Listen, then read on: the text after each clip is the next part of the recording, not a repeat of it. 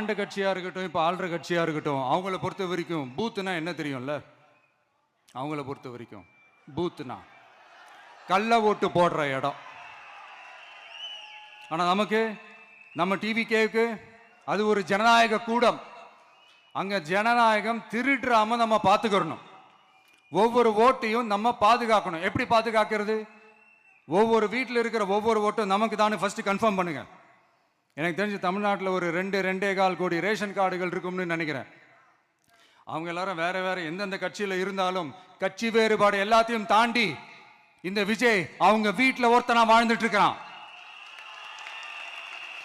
அவங்க குடும்பத்தில் ஒருத்தனா பார்த்துக்கிட்டு இருக்கிறாங்க. அதனால இந்த கட்சி கிச்சி எல்லாத்தையும் தாண்டி இந்த விஜய் கூட கூட நிக்கணும்னு முடிவு பண்ணிட்டாங்க. அதனால அப்படி முடிவு பண்ண அவங்கள பாதுகாப்பா பூத்துக்கு கூட்டிட்டு வாங்க. நம்மளோட இந்த விசில் சின்னத்துக்கு ஓட்டு போட வைங்க.